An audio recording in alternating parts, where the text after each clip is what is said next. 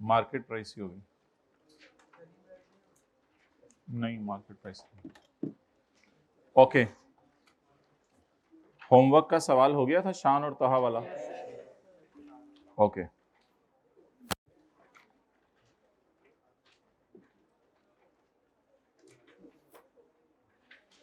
Point number जे, पहले point number H और I revise करें। एच में ये था जो चीजें आप यूज कर रहे हैं इन इमूवेबल प्रॉपर्टी,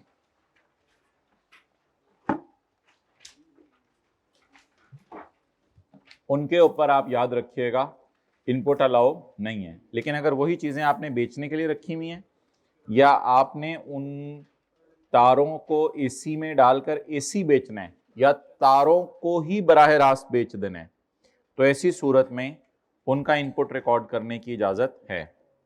व्हीकल्स जो कि कस्टम एक्ट में बताई गई हैं, यानी बस गाड़ियां कस्टम एक्ट, या उनके पार्ट्स या बिजली की चीजें या गैस अप्लायंसेस, अगर आपके पास हैं और आप इनको as a fixed asset use कर रहे हैं तो इनकी परचेज रिकॉर्ड करने की इजाजत नहीं है। लेकिन अगर यही आपने बेचने के लिए रखी हुई है तो फिर इनकी परचेज रिकॉर्ड करने की इजाजत है। पॉइंट नंबर जे, ऐसी सर्विसेज जिन पर के सूबे की गवर्नमेंट ने कह दिया हुआ है कि इन पर इनपुट रिकॉर्ड नहीं हो सकता अगर आप ये सर्विसेज परचेज करें, तो उन सर्विसेज की परचेज पर आप इनपुट अलाउ नहीं करेंगे। Services in respect of which input tax रोक दिया गया है अंडर सूबे का लॉ, सूबे का लॉ। तो लिखें बस सादा सी बात, सूबे ने मना कर दिया तो उन सर्विसेज पर 18% नहीं लगाएंगे। सूबे ने मना कर दिया तो उन सर्विसेज की परचेज डेड करेंगे। सूबे ने मना कर दिया, हाँ सूबे ने मना कर दिया तो उन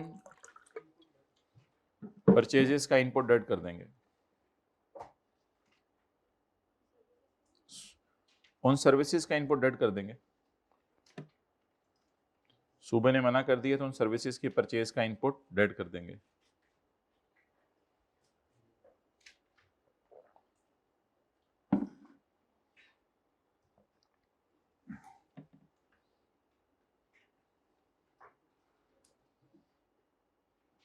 ओके, अब मोहतरम मुझे बताएं, लफ्ज याद करें, services in respect of which input is रोक दिया गया अंडर द सूबे का लॉ। असल में फ्रेश फ्रूट्स का बेचना पाकिस्तान के लॉ में हम आने वाले दिनों में पढ़ेंगे एग्जेम्प्ट सेल है, यानी जामन की रेडी से आप 100 रुपए वाले जामन 100 रुपए में खरीदेंगे, तो फ्रेश फ्रूट्स का बेचना पाकिस्तान में एग्जेम्प्ट है। तो जाहिरी बात है फ्रूट्स बेचने से पहले आपको उनके काश्त करने के लिए जमीन की जरूरत होगी। जमीन के लिए आप मशीन बाय करेंगे, तो जो आप मशीन बाय करेंगे उस मशीन पर की परचेज पे गवर्नमेंट ने टैक्स कर दिया हुआ है 7%, वो 18% नहीं है। तो जब आप मशीन इंपोर्ट करेंगे बाहर के मुल्क से तो 1 करोड़ रुपए की मशीन पर आप 7 लाख टैक्स पे करेंगे, लेकिन ये होगा डेडी क्योंकि आपकी सेल एग्जेम्प्ट है, आपकी सेल ही टैक्सेबल नहीं है, तो ये होगा डेडी, लेकिन आप पे कितने परसेंट करके आएंगे? 7%। तो जो बंदा फल बेच रहा है वो फल बेचने से पहले जमीन की काश्त के लिए मशीन मंगवाएगा, तो 1 करोड़ वाली मशीन 1 करोड़ 7 लाख में मंगवाएगा। 7 लाख जो उसने पे किया ये इससे रिफंड नहीं होगा, क्योंकि आगे जो फल बेच रहे हैं वो जीरो रेट है या एग्जेम्प्ट है। यही तो फर्क है जीरो रेट और एग्जेम्प्ट सेल वाले में, कि एग्जेम्प्ट सेल का इनपुट क्या हो जाता है? डेड हो जाता है। बहरहाल इसका हल हमने आपको बताया हुआ है, चीज महंगी करके बेच दें, आप फल महंगा करके बेच दें, नहीं वारा खारा बिजनेस बंद कर दें। मतलब ये तो ना कहीं के जुल्म हो रहा है इस बंदे के ऊपर, ठीक है ना करें ये बिजनेस जी। आगे चलें, import of plant, import of agriculture plant, ये तो बस ऐसी ही बात है, यानी कि जिस पर 7% आपने टैक्स पे कर लिया, तो छोटा सा लिख लें, ये इस प्लांट पर 7% इनपुट पे करते हैं लेकिन वो डेड हो जाएगा। इस प्लांट पर 7% इनपुट पे करते हैं लेकिन वो डेड हो जाएगा।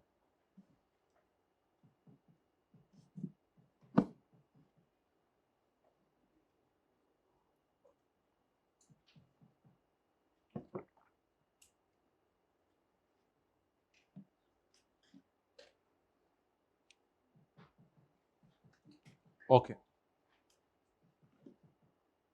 चलें आगे।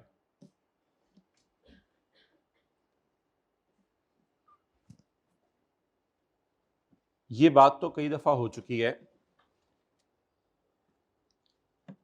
ऐसे tyre which at the time of filing of return by buyer,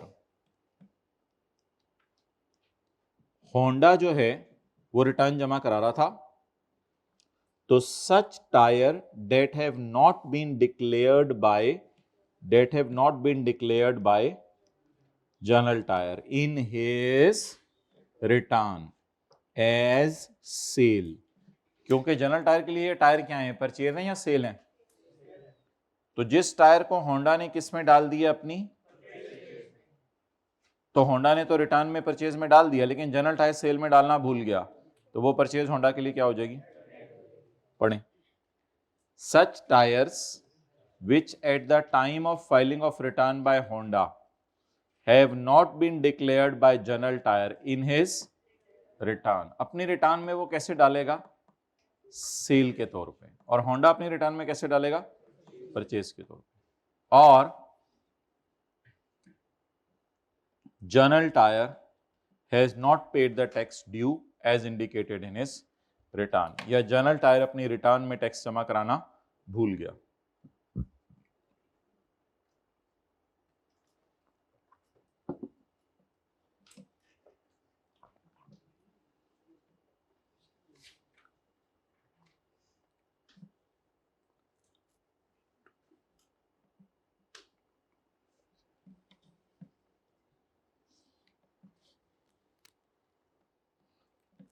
cell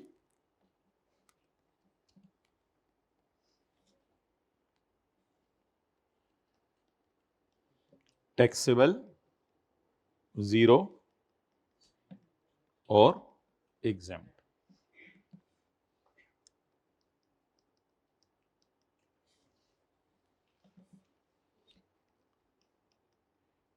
taxable sale to unregistered distributor, no NIC obtained।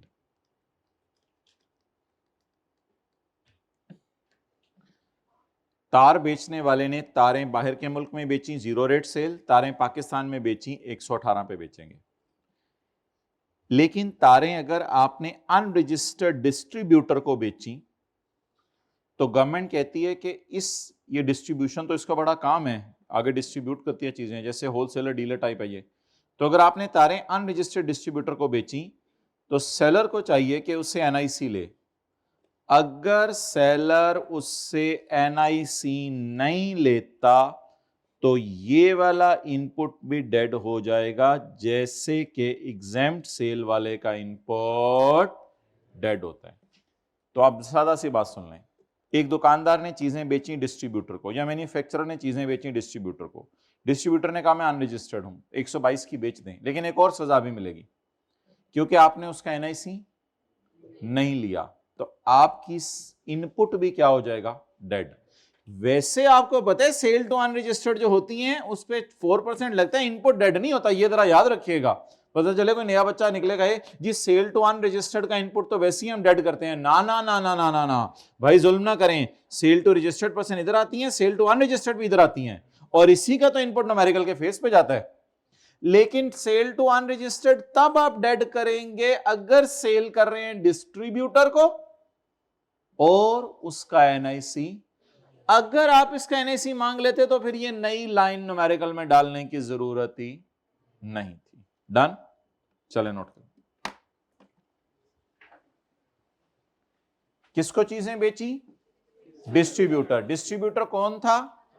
Unregistered. उसने क्या प्रोवाइड नहीं किया? एनआईसी। एनआईसी मांग लेते तो गवर्नमेंट को शिकायत लगा देते, अब गवर्नमेंट को पता भी नहीं चल रहा होगा कौन है। क्या चीज? एनआईसी का, एनआईसी गवर्नमेंट ने एनआईसी पे पता लिखा होगा उसका, जाके उसके घर जाके छितर मारने हैं उसके।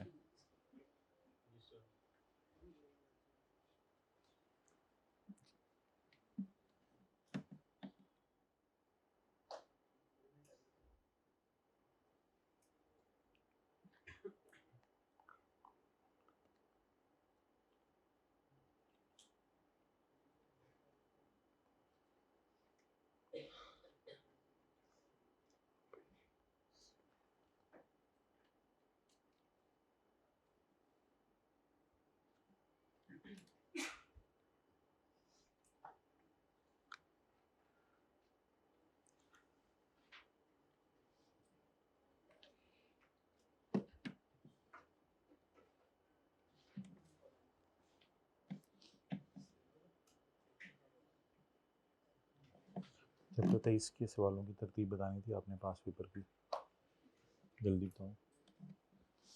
ओके चलें जी, पढ़ें,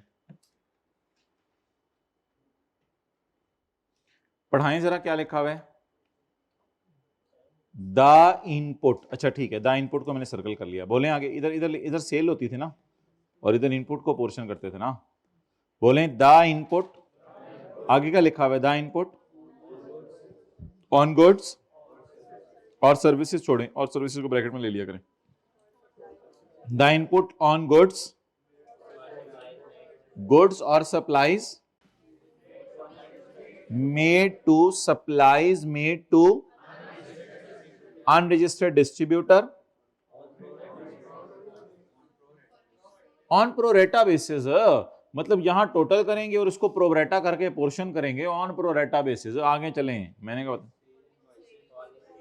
अ sale for which sale invoice do not bear the, जिस पे इसका एनआईसी ना लिखा हो। अब एक बंदा बोले, आप इधर से बोलना शुरू करें, शुरू से ही दोबारा, द इनपुट, द इनपुट, आगे बोलें, ऑन और सर्विसेज को छोड़ें, दोबारा पढ़ें, the input, the input on goods supplied sale made to unregistered distributor on pro rata का मतलब है यानी इसको पोर्शन करके निकालेंगे, ऑन प्रोरेटा बेसिस, जिसमें सेल इनवॉइस बनाते हुए जिस पे एनआईसी नंबर ना लिखा हो या एनटीएन नंबर ना लिखा हो। एनआईसी नंबर भी ले सकते हैं, एनटीएन भी ले सकते हैं। वो इनपुट डेड कर दिया जाएगा किस बेस पे? प्रोरेटा। प्रोरेटा का क्या मतलब होता है? प्रोपोर्शन करना, किस किस में बांटना है, 4 लोगों में बांटना है, तो प्रोरेटा बेस पे वो डेड कर दिया जाएगा।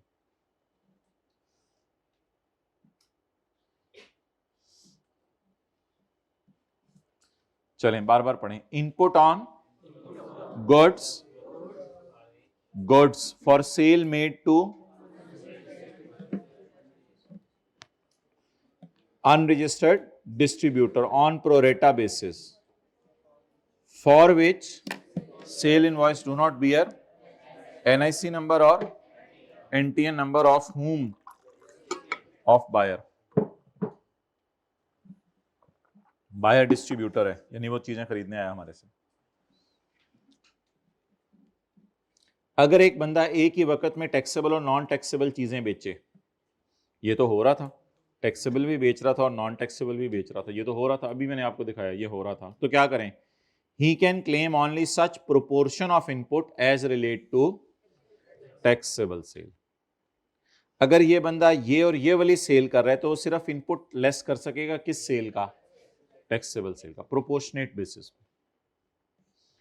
If a registered person deals in taxable and non-taxable sale, he can claim only such टुकड़ा of input as relate to taxable sale। तो ये हम सारा काम कहाँ करते हैं जो आज हमने पढ़ लिया है, वर्किंग नंबर 2 में करते थे ये काम। हम आज हमने पढ़ भी लिया कि ऐसे ही किया करेंगे। Only a registered person can deduct input। Only a, जो बंदा अनरजिस्टर्ड है वो तो वैसे ही इनपुट अपना डिडक्ट नहीं कर सकता, सिर्फ किस बंदे ने इनपुट माइनस करना है? अपना रजिस्टर्ड बंदे ने। अच्छा जी,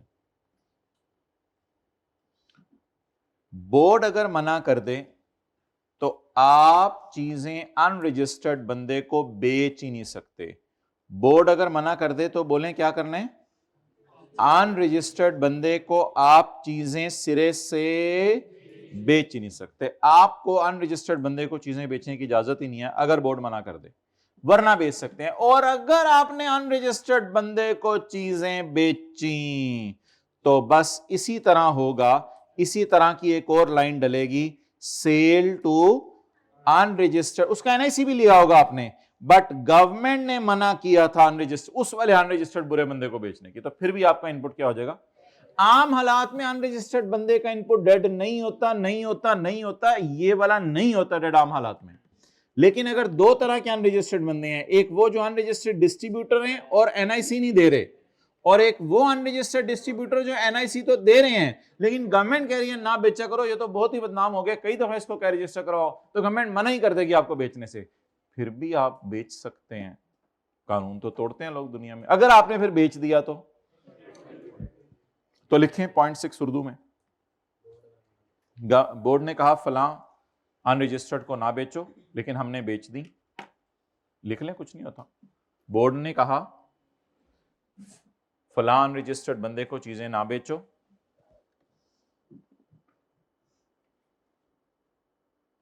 और हमने बेच दी।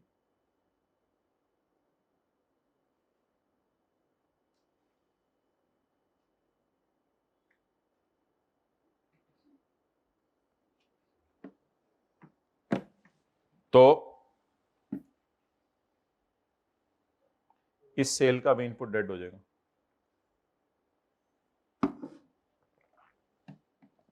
तो इस सेल का भी इनपुट डेड हो जाएगा।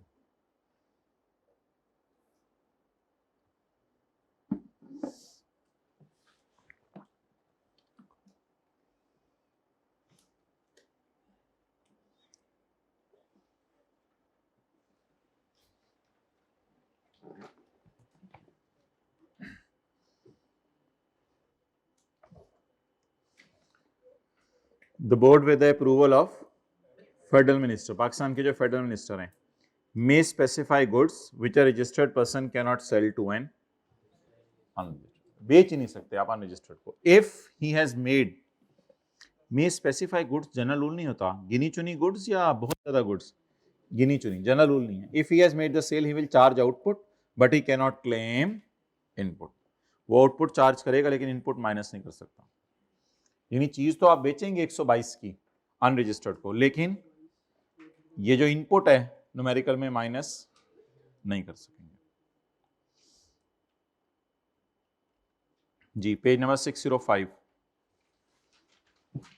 ये सेक्शन भी उसी की कॉन्टिन्यूएशन में है, सेक्शन 8 की, और इसमें बातें इसलिए आसान है कि हमने चैप्टर 8 में ये बातें पढ़ी हुई हैं। Payment for a transaction exceeding 50,000, 50,000 से ऊपर की चीजें अगर आप खरीदें कैश में तो ये आपकी परचेज डेड हो जाएगी। 50,000 से ऊपर की चीजें अगर आप किस में खरीदें, कैश में, तो ये परचेज आपकी क्या हो जाएगी, डेड हो जाएगी। Payment for transaction exceeding 50,000 in aggregate to a single supplier in a month except बिजली के बिल, इसको तो ब्रैकेट में लेना, मतलब ये कि पेमेंट शैल बी, अंडरलाइन किया हुआ है मैंने, payment shall be made, payment made by cross cheque. Payment किससे करनी है आपने, क्रॉस चेक से या बैंकिंग चैनल से, otherwise input will be disallowed. तो बोलें जी परचेज करते हुए क्या ध्यान रखना चीजें, अगर 50,000 से सस्ती हैं तो कैश में पे कर दें, अगर 50,000 से महंगी हैं तो क्रॉस चेक में पे कर दें या बैंकिंग चैनल। तो सिंपल सा सवाल 1-2 दिनों में हमारा आएगा वैसे कि 2 लाख की चीजें हमने कैश में खरीद ली हैं तो उस परचेज को हम डेड कर देंगे, और अगर 20,000 की चीजें कैश में खरीद ली हैं तो खैर है। Payment must be made from the business bank account of, payment must be made from the business bank account of Honda to the business bank account of general tyre. बस ये ध्यान रखिएगा कि होंडा का भी बिजनेस बैंक अकाउंट हो और general tyre का भी, और दोनों के बैंक अकाउंट बोर्ड को आपने डिक्लेयर किए हों। जिस वक्त आप अपने आप को रजिस्टर करवाने आए थे, या अगर बाद में आपने बैंक चेंज कर लिया तो आप पर्टिकुलर्स चेंज भी कर सकते हैं बाद में, कोई मसला नहीं। तो मतलब ये 2 शराइत हो गई शायद, एक ये शर्त होगी कि बैंक से पेमेंट हो और दोनों के, एक के बैंक से जाएं दूसरे के बैंक में आए, और दूसरी शर्त ये हो गई कि बोर्ड को भी डिक्लेयर करें। इफ ऊपर वाली कंडीशंस आर नॉट फुलफिल्ड, अगर ऊपर वाली कंडीशन फुलफिल क्या होता है, फिल क्या होता है, मिर्चें लग गई हैं, अच्छा, if above conditions are not fill तो buyer will not be entitled to claim input. तो बायर को इनपुट माइनस करने की इजाजत नहीं है। इसको जरा 1 मिनट साइड पे रखें। अच्छा चलें, आप लोगों ने क्या साइड पे रखना है, सारा तो पढ़ ही लेना है इन द एंड तक। पॉइंट 2 पे पहले आ जाएं। पॉइंट 2 पे ये हमने पढ़ा था कल परसों कि अगर क्रेडिट पे आपने चीजें खरीदी हैं तो पेमेंट कितने दिनों में कर दें, of issuance of tax invoice, issuance of tax invoice by general tyre. General tyre issue करेगा इनवॉइस, और रिसीव कौन करेगा इनवॉइस, होंडा। बिल तो जनरल टायर बना के देगा ना, होंडा तो बिल रिसीव करेगा।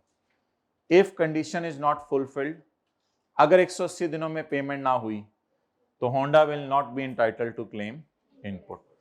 तो सादा सी बात लिख लें, जरा रिवीजन हो जाएगी। अगर होंडा 180 दिनों में जनरल टायर को पेमेंट ना करे तो 180वें दिन वर्किंग 1 में इसको लेस कर देने। अगर होंडा 180 दिन में जनरल टायर को पेमेंट ना करे तो 180th डे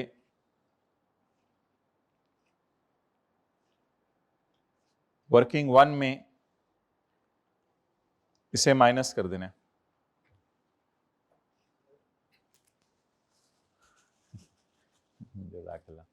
वर्किंग 1 में माइनस करने का क्या मतलब है,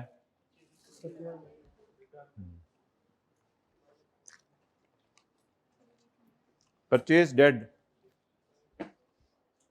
परचेज रिकॉर्ड कब हुई थी, रिकॉर्ड 180 डेज पहले।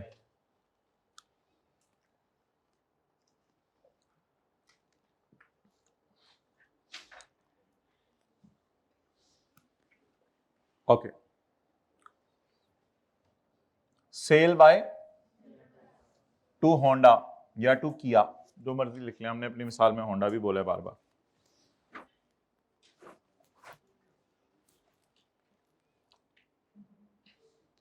Cell to registered person, sale to, वो जो वर्किंग 3 में होता है ना, sale to registered, sale to, तो सेल टू रजिस्टर्ड पर्सन। इसमें कुछ ध्यान रखना है, अगर होंडा को चीजें बेची हैं तो इसमें कुछ ध्यान रखना है। सेल किसने की है, बाय जनरल टायर, किसको, होंडा को। तो जनरल टायर सेलर है और होंडा क्या है, बायर, या किया गाड़ियों वाले बायर हैं, किया एंड जनरल टायर। किया को कुछ ध्यान रखना है जो हम रिवाइज करने लगे हैं। किया should make payment exceeding 50,000 through Honda, या किया को ध्यान रखना चाहिए कि पेमेंट टायर खरीदते हुए किससे करें। और दूसरा ध्यान क्या रखें, पेमेंट कितने दिनों में करें, 180 डेज में। If any of the above condition is violated, input is disallowed. अब ये हमने तीनों बातें रिवाइज कर ली हैं। कैसे, 50,000 से ऊपर की पेमेंट बैंक से करें और पेमेंट कितने दिनों के अंदर हो, 180 डेज के अंदर हो। हमने 3 बातें पढ़ी थी वैसे, एक के बैंक अकाउंट से जा रही हो, दूसरे के बैंक अकाउंट में आ रही हो, और पेमेंट किससे हो, बैंक से हो, और तीसरी शर्त पेमेंट कितने दिनों में हो, 180 दिनों में। अगर ये सारी शराइत पूरी हो रही हैं तो परचेज रिकॉर्ड करने की इजाजत है। अच्छा, अब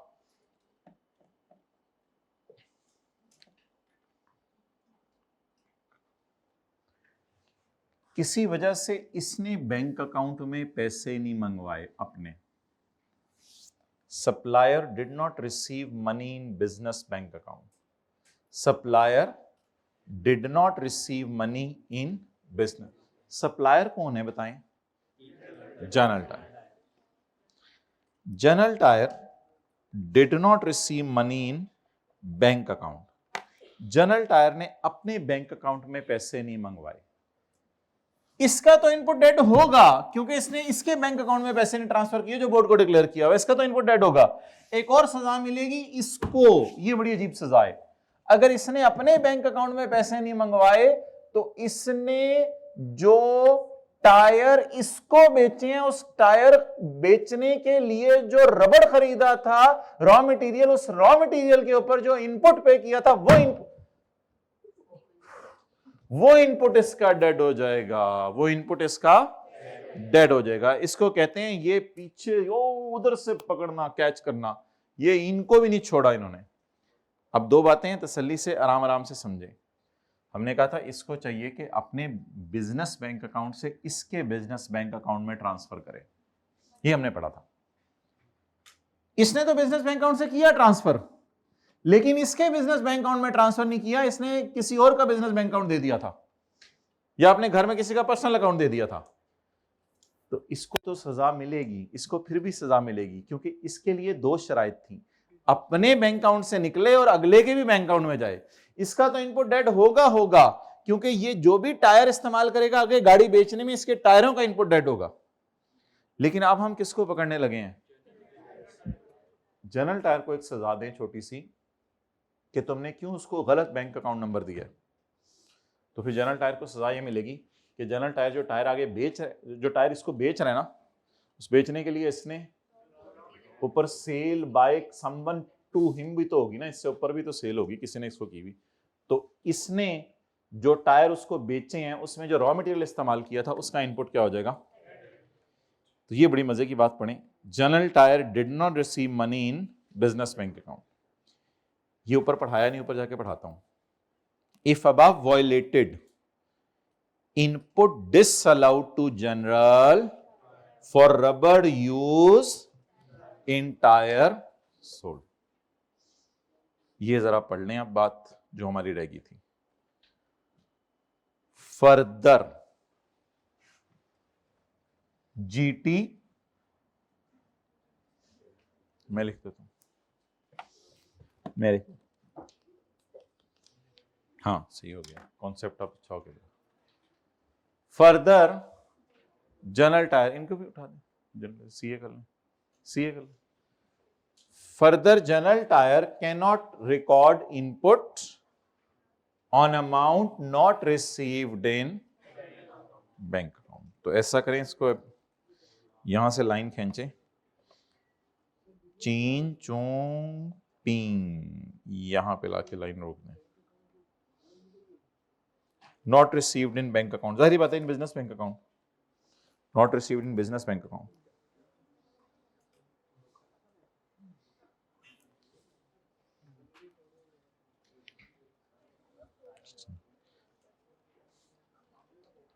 खाला ने खालू को चांदनी चौक में, बहुत ही गैर मुनासिब बात। Okay,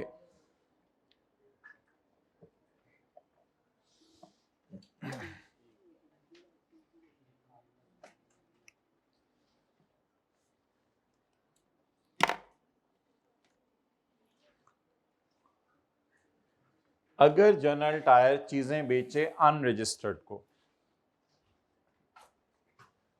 sale by general tyre to unregistered, ये तो थी ना टू रजिस्टर्ड, और ये है टू अनरजिस्टर्ड।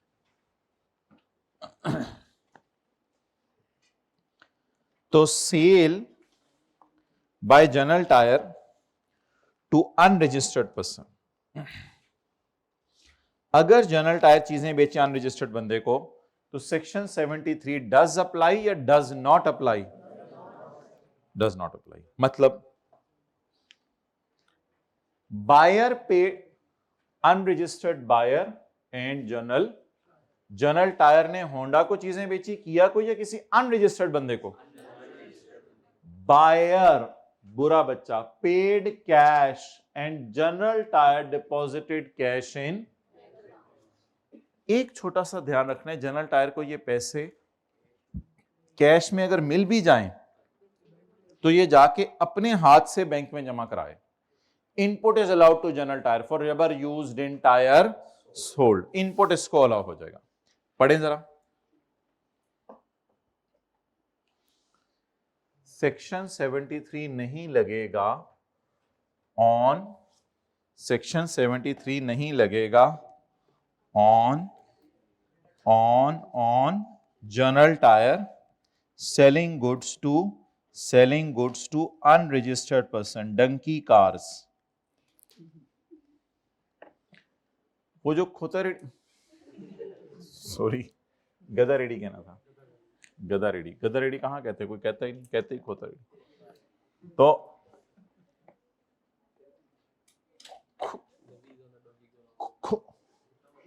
मतलब समझ गए ना, अगर वो कहते हैं मुझे टायर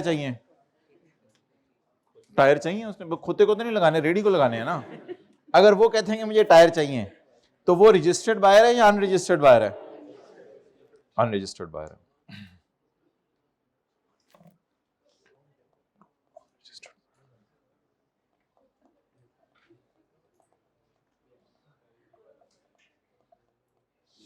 तो he is in dire need of tyre, उसको टायर की अशद जरूरत है, क्योंकि उसने अपना सामान जो है वो लोड करना है और लेके जाना है, वो तो रोजाना के उसको तो टायर चाहिए होते हैं, अक्सर चाहिए होते हैं। तो अब ये रजिस्टर्ड बायर है या अनरजिस्टर्ड बायर है? अब इसने आपको पैसे किस फॉर्म में पकड़ा दिए? तो अब जनरल टायर को क्या चाहिए? भाई ना लिखो ना, कुछ मुनासिब लफ्ज लिख लो ना, घर में भी किसी की नजर पड़ जाती है किताब पे, मुनासिब लफ्ज लिख लो। बायर पेड कैश, बायर कौन था? गधा गाड़ी वाला, बायर था गधा गाड़ी वाला, प्रोफेशनल्स बैठे हुए हैं। And general tyre deposited cash in, अब इनपुट अलाउ हो जाएगा। लेकिन देखें वैसे यहां पे गड़बड़ हुई है, उसने कैश पे किया लेकिन गवर्नमेंट ने थोड़ा बहुत अलाउ कर दिया, क्योंकि हो सकता है ये बेचारे के पास पड़ा ही कैश होता हो, तो गवर्नमेंट ने यहाँ पे अलाउ कर दिया थोड़ा सा कैश दे दो। लेकिन जनरल टायर तुम्हारा तो एक नाम है, फिर तुम उस कैश को जाके अपने हाथ से कहां जमा करवाओ? बैंक में। पढ़ें, section 73 does not apply on registered person selling goods to donkey carts, however supplier should deposit cash in his business bank account. लेकिन जनरल टायर को अब क्या चाहिए? अपने हाथ से जाके बैंक में पैसे जमा करवा दें। और आखिरी बात यह है, same party receivable and payable can B offset, same party receivable and payable can B offset. बताएं, हमने एक एंट्री की हुई है डेटर डेबिट सेल क्रेडिट 1,18,000, और दूसरी तरफ हमने एंट्री की हुई है परचेज डेबिट क्रेडिटर क्रेडिट, कितना? 1,18,000। अब ये हमने अपनी बुक्स में ये जनरल एंट्रीज की हुई है, अकाउंटिंग बुक्स में ये जनरल एंट्री की हुई है। ये 4 जनवरी को हुई, ये 5 जनवरी को हुई। On 7 January we decided to settle net, settle कर ले नेट करके। गवर्नमेंट ने कहा ओए ये तुमने परचेजेस की हुई हैं, पैसे दिए थे? आपने कहा नहीं। 180 दिन में दिए? आपने कहा दिए ही नहीं। अपने बैंक अकाउंट से पेमेंट की है? पेमेंट ही नहीं की। उसके बैंक अकाउंट में पेमेंट की है? पेमेंट ही नहीं की। मैंने कहा ये क्या हो रहा है? अब ये परचेजेस तो असूली तौर पर डेड होनी चाहिए, ना पैसे दिए, ना आपने जो है उसके अकाउंट में पैसे ट्रांसफर किए, ना अगले के बैंक अकाउंट में पैसे रिसीव हुए, ना आपने 180 दिन के अंदर पेमेंट की। आप हो कौन? आप आए कहां से हो? कहते हैं कि वो असल में हमने उसे चीजें बेची हुई थी, इसलिए हमने आपस में क्या कर लिया? नेट सेटल कर लिया। हमें कहती है अच्छा अच्छा अच्छा, चलो फिर आप 1-2 बातें मुझे पूरी कर दो, मैं आपको आपके इनपुट सारे अलाउ कर देता हूं। असूली तौर पे आपने 3-4 बातें वायलेट कर दी हैं, ना आपने 180 दिन में पेमेंट की है, बल्कि आपने पेमेंट की नहीं, और ना आपने अपने बैंक अकाउंट से पेमेंट की है, ना अगले के बैंक अकाउंट में मुझे पैसे नजर आ रहे हैं। तो आपने बहुत सी चीजें वायलेट कर दी हैं, लेकिन नेचुरली वायलेट तो होनी थी, क्योंकि आप आपस में इस ट्रांजेक्शन को क्या करने लगे हैं? सेटल करने लगे हैं। तो गवर्नमेंट ने कहा चंद शराइत पूरी कर दो, वो बाद में नोट कीजिएगा। Same party receivable and same party payable can be शुक्र है क्या? Offset if sales tax has been charged and paid by both parties. यानी ऑब्वियसली ये 18,000 तो अमानत है, ये तो गवर्नमेंट को आप देंगे ना, एक दूसरे को 1,18,18 नहीं देंगे, लेकिन 18,18 गवर्नमेंट को तो देंगे ना। तो ये 18,18,000 दोनों पार्टीज किसको दे आए? गवर्नमेंट को। And registered person has obtained the approval of commissioner, और कमिश्नर को फोन करके 7 जनवरी को बता दें कि यार मैं ये एडजस्टमेंट करने लगा हूं। कमिश्नर अगर इजाजत दे दे तो बस इस तरह कर लें, कोई मसला नहीं, फिर कोई आपको तंग नहीं करेगा। नोट कर लें जी, इसमें भी कमिश्नर की इजाजत, कॉन्ट्रा करने से पहले कमिश्नर की इजाजत लेनी है।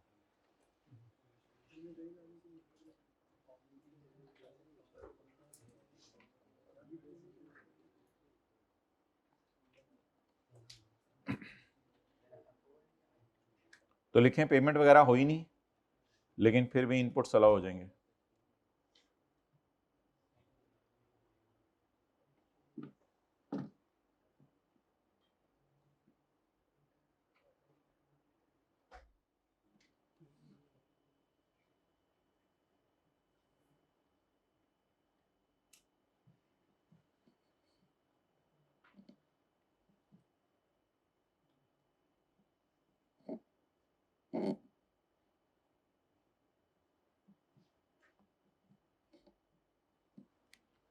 पेमेंट्स वगैरह हुई नहीं, फिर भी इनपुट्स अलाउ हो जाएंगे। बता दें ये सेम पार्टी रिसीवेबल कब सेटल होना है? ये भाई जल्दी कर दो ना, सिर्फ कोई पहले 2-3 ही भेज दो, 4-5 पहले बता दो। और दूसरी शर्त कमिश्नर से अप्रूवल ले लेंगे ताकि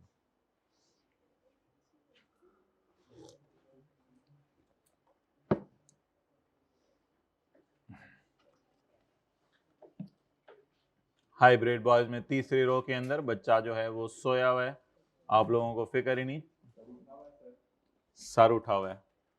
बच्चा तो सोया हुआ है ना, सर उठा हुआ है उसका। ओके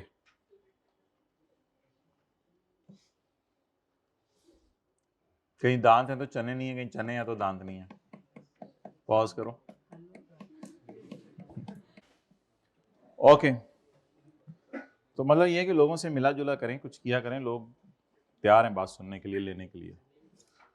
पॉइंट नंबर 2, हाँ मिला मिला, मे आई गो टू। अच्छा, same party receivable and same party payable can B set off if tax has been charged and paid by both parties and registered person has obtained approval of commissioner before adjustment।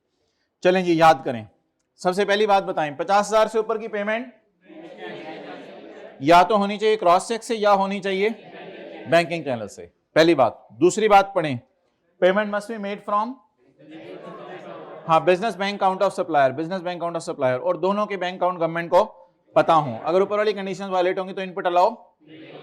ये अगली थोड़ी सी different सी बात है, वो ये है कि Honda ने तो बड़े अच्छे फेथ में अपने बैंक अकाउंट से पैसे दिए, लेकिन जनरल टायर का बैंक अकाउंट जेन्युइन नहीं निकला, तो होंडा को तो जो सजा मिलेगी मिलेगी। जनरल टायर ने वो जो टायर बेचे हैं, उन टायर के लिए अंदर जो इनपुट इस्तेमाल हुआ था परचेज के लिए, वो डेड होगा। अच्छा, उसके बाद ये अनरजिस्टर्ड वाला तो एक ही पॉइंट है, ये अनरजिस्टर्ड वाला तो एक ही पॉइंट है, इसको अनरजिस्टर्ड वाला तो बस, ये जो अनरजिस्टर्ड वाला है ना, ये बस एक ही पॉइंट है, ये और कोई नहीं है। अनरजिस्टर्ड वाला एक ही पॉइंट है, ये वाला जो अलग से है, इसको साइड पे रख दें, ये पॉइंट को इतना इंपॉर्टेंट नहीं। अगला पढ़ें, सेम पार्टी रिसीवेबल पेएबल आपस में सेट ऑफ हो सकते हैं कि दो शराइत पूरी हो जाएं, और एहतियात करें पेमेंट कितने दिनों में करेंगे। अब जनरल बातें मोटी मोटी सारी बता दें। नंबर 1, पेमेंट 50,000 से ऊपर की। नंबर 2, सेक्शन 8 में कुछ सेक्शन थे, लेकिन वो न्यूमेरिकल पॉइंट ऑफ व्यू से उसमें सिर्फ वही जे और आई पॉइंट इंपॉर्टेंट था। न्यूमेरिकल पॉइंट ऑफ व्यू से उसमें और कोई बात ज्यादा टेस्ट नहीं होती। इसमें बहुत से पॉइंट है जो न्यूमेरिकल पॉइंट ऑफ व्यू से हम कर चुके हैं क्लासों में। तो पेमेंट 50,000 से ऊपर की किसमें होनी चाहिए?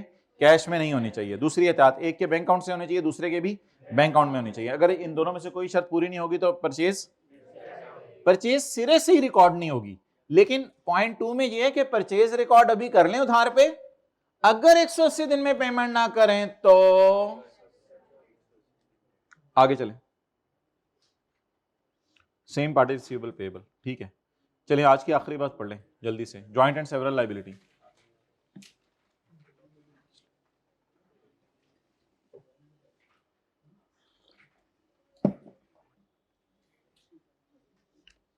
आज कोई बच्चा हाथ खड़े करके साथ साथ लिखवाए मुझे, वेयर आ,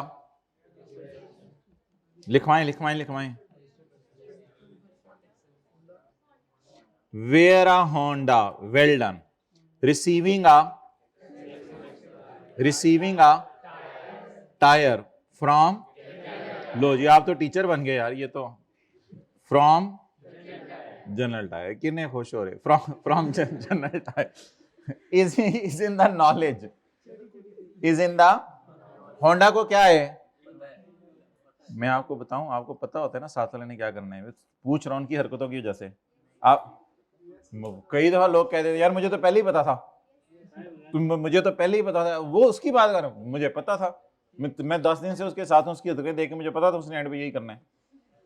तो मुझे बताएं कि आपको कई दफा अगले बंदे की, बस समझ गए आप, तो where Honda is in the knowledge, जहां होंडा को कंफर्म पता है या होंडा को शक है डेट पूरा 18, सम मतलब 18 में से 16 17, और all of the tax in respect of that supply, in respect of any previous supply or in respect of any subsequent supply.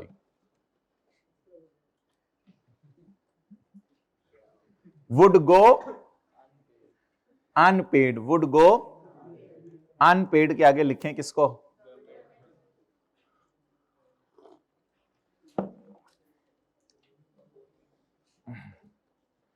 अच्छा वैसे जनरल रूल सुन लें। जनरल रूल ये है कि अगर कभी ना होंडा ने, अगर कभी भी जिंदगी के किसी मोड़ पर होंडा ने 1,18,000 दिए जनरल टायर को और जनरल टायर 18,000 लेके भाग गया, तो पकड़ा जनरल टायर को जाता है। लेकिन ये सेक्शन आज कुछ और कह रहा है, if Honda is in the knowledge और ग्राउंड्स टू सस्पेक्ट, असूली तौर पे तो क्या होगा, असूली तौर पे तो किसी के दोस्त ने चोरी की, दोस्त को ही पकड़ा जाएगा, लेकिन जो उसके साथ रहते थे उनको भी पकड़ा जा सकता है अगर यह साबित हो जाए कि उनको पहले से पता था, यानी उसने वॉइस नोट भेज दिया था पहले। अच्छा आखिरी मैसेज, तो वेयर होंडा, अच्छा इन द एंड सजा सुन ले हम किसको देने लगे हैं। इन द एंड हम सजा देने लगे हैं Honda as well as general tyre, यानी होंडा को भी पकड़ना है और साथ साथ किसको पकड़ना है, जनरल टायर को भी पकड़ना है। लेकिन होंडा को क्यों पकड़ना है, उसने तो गुड फेथ में 1,18,000 दिए थे ना, नहीं उसने गुड फेथ में नहीं दिए थे, उसे नॉलेज था, उसे नॉलेज था या उसे ग्राउंड्स थे कि कोई ना कोई गड़बड़ हो रही है। जब वो जनरल टायर पे लास्ट टाइम मुलाकात करने गया था तो जनरल टायर वाले ने कहा था मेरे हालात बहुत खराब हुए हैं, कभी कभी दिल आते हैं, कभी कभी दिल में आते हैं, हुकूमत का पैसा भी 18,000 अपने पास रख लिया करो, इस तरह की बातें वो करता रहता था। और तुम्हें तो मैं माशाल्लाह चीजें भी बड़ी बेचता हूं, किसी दिन तुम करोड़ के टायर खरीदने हैं तो मैंने तो 18 लाख लेके नस जाने, मेरे दिल में आता है कभी कभी। Where a Honda receiving a tire from a person, Honda तो पता है, होंडा तो पता है या होंडा तो शत है, या होंडा तो शत है, क्या शत है, डेट थोड़ा सा या सारा 18, उस सेल का, पुरानी सेल का, फ्यूचर की सेल का, would go unpaid to government. तो दोंदा Honda sorry as well as person making supply, कौन, जनरल टायर। ले जी मेन बात हाईलाइट कर लें, जॉइंटली एंड सेवरली, दोनों जॉइंटली भी लाइबल हो सकते हैं और अलग अलग में उनको पकड़ा जा सकता है। लेकिन इतना जुल्म नहीं करेगी गवर्नमेंट के 36,000 पकड़ ले, तू भी 18 दे, तू भी 18 दे। आजकल होटल वाले बड़े तेज हुए हैं, दो दोस्त लड़ रहे होते हैं, मैंने पैसे देने में, ये पुराना जमाना होता था, आजकल नहीं लड़ते, दो दोस्त लड़ रहे होते हैं, नहीं मैं पैसे दूंगा, मैं पैसे, होटल वाले कहते दोनों दे दो। shall be jointly and severally liable for unpaid tax। यार इसमें से भी कुछ सवाल निकाल, चल निकाल आज जा।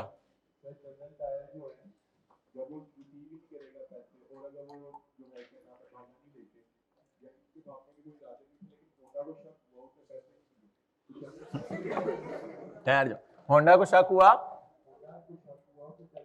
सीन ऑन है पूरा, होंडा को शक हुआ, आगे बोल।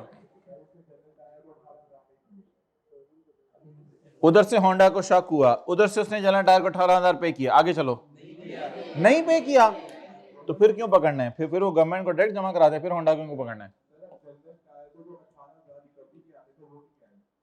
जनरल टायर को क्यों 18,000 रिकवरी के आने थे? वो तो होंडा ने कह दिया कि मैंने 18,000 डायरेक्ट गवर्नमेंट को जमा करा दिया। एक दिन हमने पढ़ा था बाहर भी जमा करवा सकता है। अब बोलने दो ना, उसका सवाल तो खत्म होने दो। हाँ जी बोलें।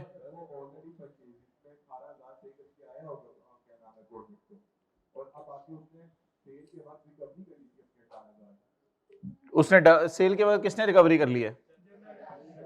जनरल टायर ने 18,000 की रिकवरी कर ली है जबरदस्ती। होंडा ने जब परचेजेस की,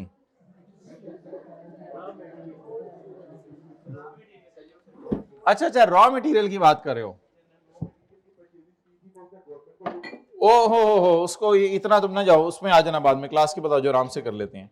अभी जो सिंपल कॉन्सेप्ट चल रहा है उसमें रहो। अच्छा, तो where a registered person receiving a tyre from another registered person is in knowledge or has reasonable grounds to suspect that some or all of the tax would go unpaid. तो Honda as well as person making the supply shall be jointly and severally liable. तो ये क्या होंगे? jointly और severally liable होंगे। Done? Okay. The burden of proof will be on tax department. इस line का मतलब लिखें। The burden of proof. FBR वाले साबित करेंगे कि होंडा को नॉलेज था। अब वो साबित कैसे करें, अब ये ना आप मेरे से पूछिएगा। FBR वाले साबित करेंगे कि होंडा को नॉलेज था।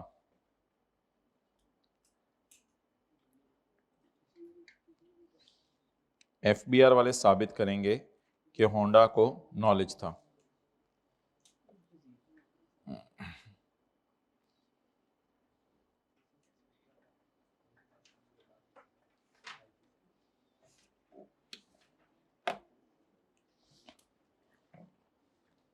बोर्ड चाहे तो किसी को इस प्रोविजन के एम्बिट से निकाल सकता है। निकालें चैप्टर 23।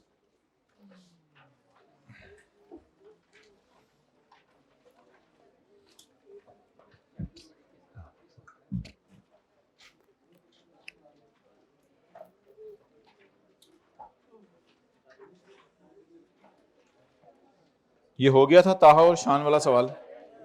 ओके।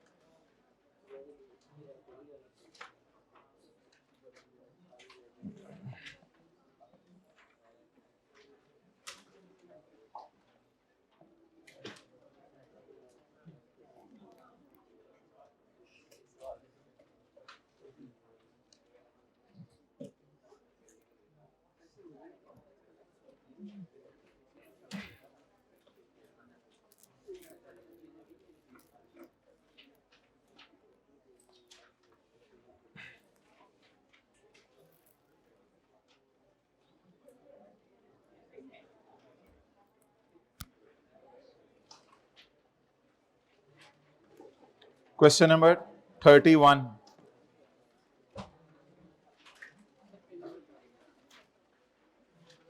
Page number 701। चलें जी, पढ़ें सवाल। पहली 4 लाइनें पढ़ें और बताएं ये कहां कहां जाना है।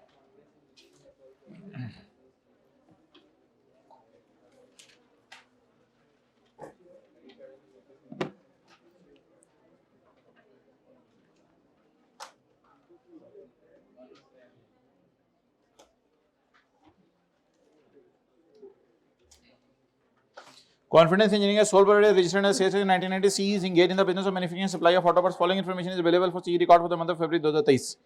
Taxable goods from registered person कितनी है? 18%. Dead. Sale 18%. 18 plus 4. Taxable goods from registered person या to from. तो इसमें मसला है include. Taxable goods purchased from unregistered person include. इसमें मसला है। आगे taxable goods to registered to, इसमें भी मसला है। मसाइलिस्तान चलें जी शुरू करें। इन सारी फिगर्स को जो है वो लिखें।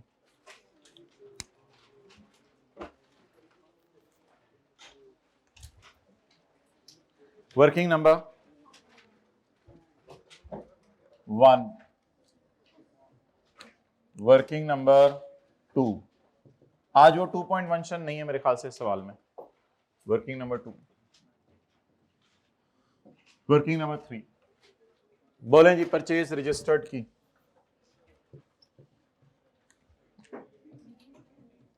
हाँ जी, 338। आगे purchase unregistered 6T। Okay, working 3 taxable sale 2 registered 2 others भी इधर आएंगे जी, बोलें। 2 0, मैं 0, 2 0, आप 0।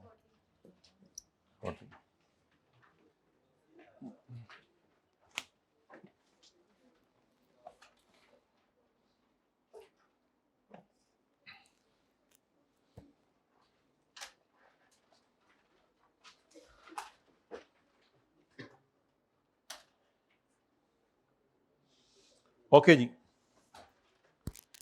Taxable goods from registered person, taxable goods from registered person include wires and cables of 6 million which were used in the repair of machine, जो कि किसकी में यूज हुई हैं?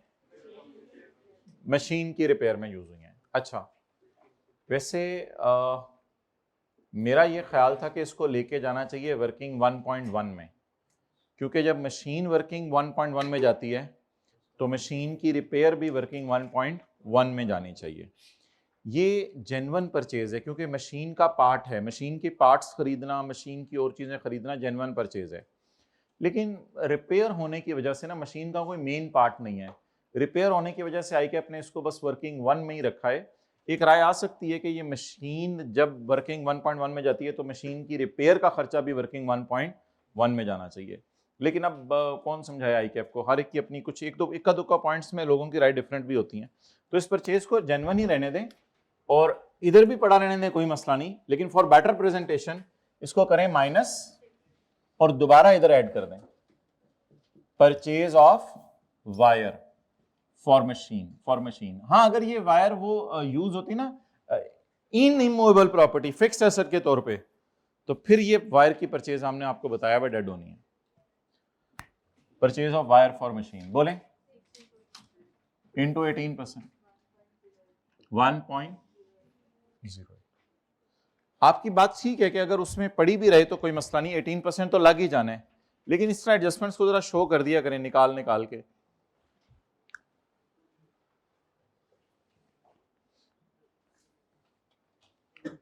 तो लिख लें बेशक मशीन की रिपेयर वर्किंग 1.1 में जा सकती थी, लेकिन ICAP ने बस वर्किंग 1 में रखी हुई है। इस तरह किसी ने लिखना है तो याद रखने के लिए लिख लें। ओके, आगे चलें।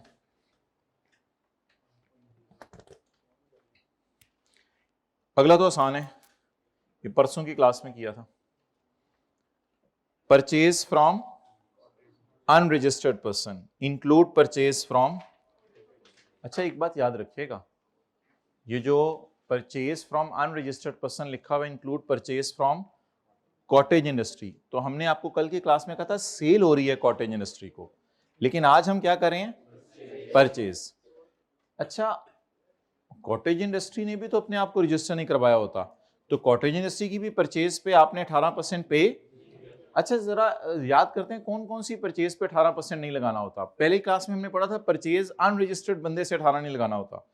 फिर परसों या तरसों की क्लास में हमने न्यूमेरिकल में पढ़ा था परचेज फ्रॉम कॉटेज इंडस्ट्री पे भी 18 नहीं लगाना होता। तो कहते हैं अनरजिस्टर्ड की परचेज में कॉटेज इंडस्ट्री की परचेज भी पड़ी है, तो मतलब शो तो कर दें ना, कम से कम शो तो कर दें। माइनस कितना करें? 14। इसको वैसे डेड ही करना है टोटल को भी। टोटल कितना बन गया? 46। इस 46 को इन द एंड आपको पता है हमने क्या करना है, इनएडमिसिबल। लेकिन परचेज फ्रॉम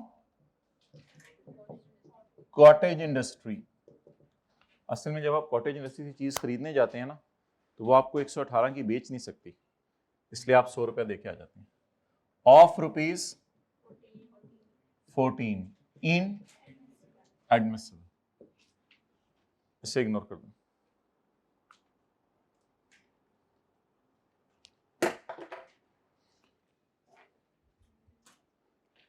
और ये 46 भी क्या हो गया, इग्नोर हो गया। डन। सवाल की रिक्वायरमेंट पढ़ें। Point B, state the reasons for your treatment of all exemptions while computing. जिन चीजों को एग्जेम्प्ट एक्सक्लूड कर रहे हैं उनको आपने जो है, या फिर ऐसे इनपुट हैं जिनको डिसअलाउ कर रहे हैं, उनको आपने रीजन उनकी स्टेट करनी है। तो आज ये सवाल की नई रिक्वायरमेंट है। तो अगला सफा निकालें। मतलब पहला सफा फेस के लिए, दूसरा सफा वर्किंग के लिए, तो तीसरा सफा, मतलब नहीं, पेपर में तो ऐसा होना चाहिए, पहला सफा पॉइंट ए के लिए और दूसरा सफा रीजंस के लिए, तीसरे सफे से वर्किंग शुरू हो। लेकिन कोई मसला नहीं, अभी तीसरे सफे से रिक्वायरमेंट बी शुरू कर दें। लिखें रीजन नंबर 1। दो चीजें हमने इग्नोर की हैं, एक 46 को हमने इनएडमिसिबल किया और एक 14 को, हालांकि दोनों एक जैसी हैं लेकिन अलग अलग लिखें points. Number 1, purchase from unregistered person of rupees 46 million, purchase from unregistered person of rupees 46 million is inadmissible.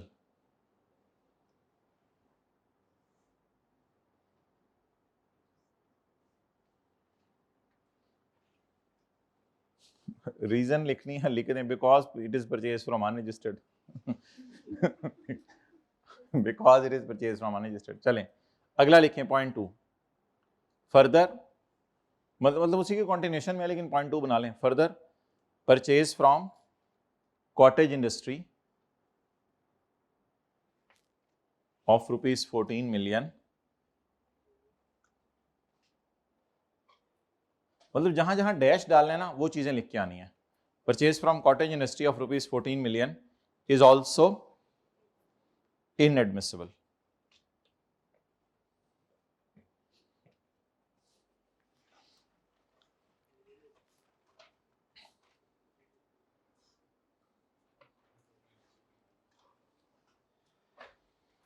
Okay,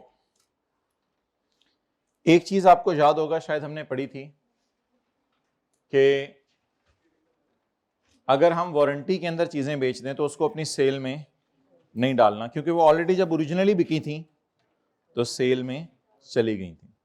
आप पढ़ें। Taxable goods to registered persons include, taxable goods to, मतलब सेल वाली साइड अब शुरू हो गई। Taxable goods to include auto parts 5 million which were supplied free of cost in exchange of defective parts under warranty. यानी पुराने part वो दे गया और हमने नए पार्ट्स उसको फ्री दे दिए। तो आप मुझे बताएं, ये वारंटी के अंदर चीजें बिकी हैं ना, तो हमने पढ़ा था ये जब ओरिजिनली बिकी होंगी तब भी तो सेल में गई होंगी, तो भी दोबारा सेल में डालने की जरूरत, लेकिन आज पड़ी है। इससे पहले 2 सवालों में हमने इग्नोर इसलिए की थी कि पड़ी नहीं हुई थी, आज पड़ी हैं। तो लिखें उधर उर्दू में भी, वारंटी में चीजों का बेचना सेल में नहीं जाया करेगा, वारंटी में चीजों का बेचना सेल में नहीं जाया करेगा। ये किताब पे लिखा करें। लेकिन अब क्या है, सेल में पड़ी हैं, तो निकालें। -5 sale under warranty of rupees 5 million dash.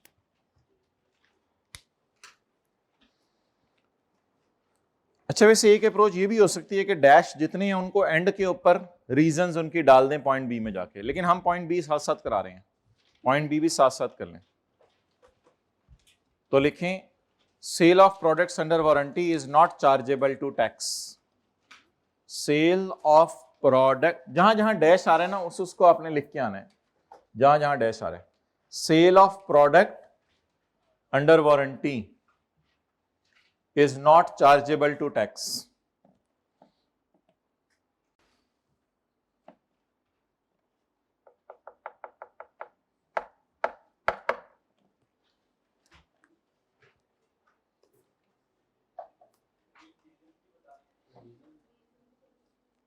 मतलब इसमें तो लॉ की कोई लैंग्वेज है ही नहीं ना, इसमें पूरे लॉ में असल में उसने हमारे सिलेबस में कुछ डाला नहीं हुआ, तो इसलिए बस इसमें खैर है, इतना ही आईकैप भी जवाब दे के आता है, it is not chargeable to tax. क्या? हाँ, कॉटेज इंडस्ट्री का भी लिखा हुआ it is not liable to be registered, लेकिन ठीक था, उतना भी ठीक था। ओके, आगे चलें। Taxable goods to registered person include auto parts of 4 million which were withdrawn by owner for his personal use। तो हमने सप्लाई की डेफिनेशन में पढ़ा था कि ये क्या है, सेल है। हमारा कारोबार बताएं क्या है, ऑटो पार्ट्स बनाना, ऑटो पार्ट्स बनाना और उनके बाद बेचना, manufacturing and supplying.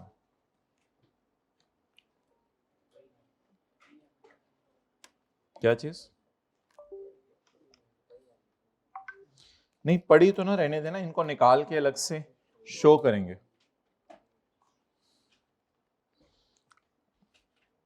Chapter number 20,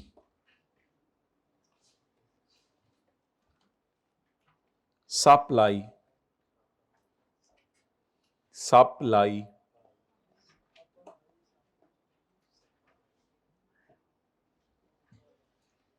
किधर है, सप्लाई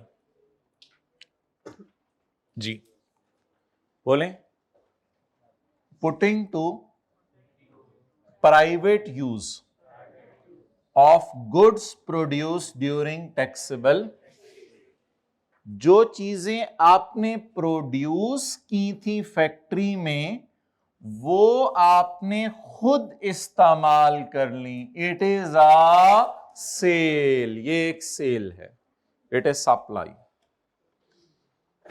चलें जी, बिस्मिल्लाहिर्रहमानिर्रहीम पढ़ते हैं, इसको निकालें यहां से सप्लाई को, लेकिन दोबारा फिर डाल भी दें क्योंकि इस सेल पे 18% तो लगना है। -4 सप्लाई की definition, putting goods to private use. लेकिन इसको आप रीजंस में ना डालें, अब इसको तो शो कर दिया ना, मतलब शो मींस डैश नहीं डाला, फिगर शो की है। आगे चलो, नेक्स्ट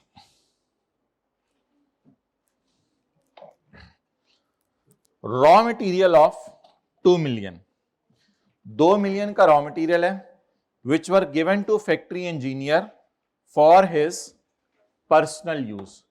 जो फैक्ट्री इंजीनियर को आपने पर्सनल यूज के लिए दे दिया, जी बताएं, ये भी सेल है। क्यों सेल है? Putting to business use, non business use of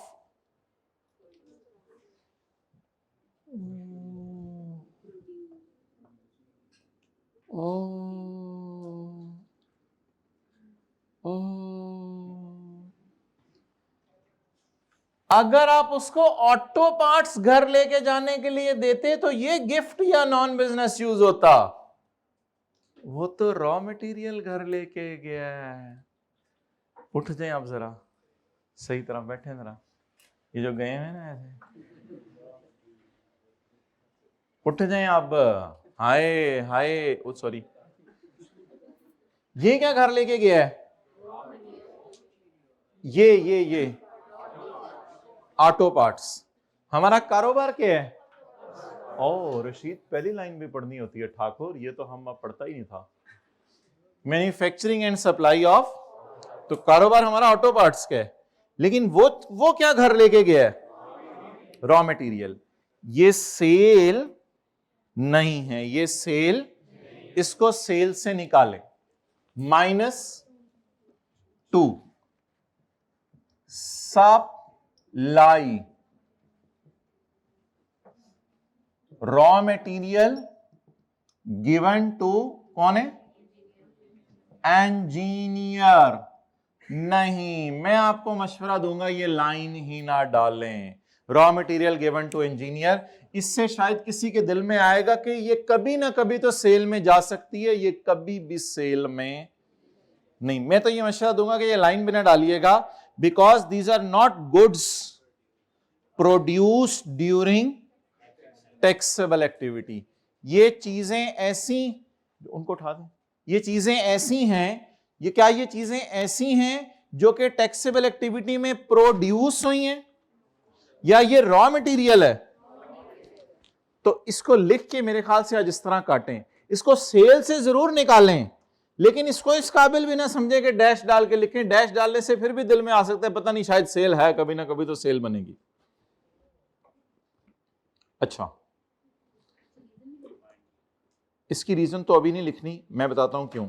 अच्छा, आज इस सवाल में पूरे में सिर्फ एक यही एडजस्टमेंट आपके लिए थोड़ी सी डिफरेंट है। इसमें एक छोटा सा काम करना पड़ेगा, वो बड़ा अजीब सा है, उसके पीछे एक अजम्पशन फिर जहन में रखनी पड़ेगी। वो अजम्पशन ना भी रखें तो कोई मसला नहीं, कि इसकी परचेज आपको डेड करनी पड़ेगी, इसकी परचेज आपको डेड करनी पड़ेगी। अब ये एक ही एडजस्टमेंट है आज के सवाल में, आगे फिर आगे स्मूथली चल रहा है सारा। अब आपके जहन में एक सवाल आएगा कि क्या मतलब, हम तो अच्छा भला सेल की एडजस्टमेंट्स करने आए थे, क्योंकि ये साइड तो सेल की होती है। अब सेल की एडजस्टमेंट करते करते सर हमें परचेज की एडजस्टमेंट करने को कह रहे हैं, सर हमें परचेज की एडजस्टमेंट करने को कह रहे हैं। तो मेरे भाई, इसकी वजह यह है कि ये रॉ मटेरियल जब आपने सेल में डाल दिए ना हमारे अकाउंटेंट ने, तो ये कभी ना कभी जिंदगी में परचेज भी हुआ होगा। सेक्शन 8 कहते हैं कि ये परचेज डेड है। हमारा अकाउंटेंट तो इसको सेल तक डाल चुका था, सेक्शन 8 कहते हैं कि ये परचेज डेड है। ये परचेज बिजनेस की परचेज ही नहीं है, ये कल हमने पढ़ा था।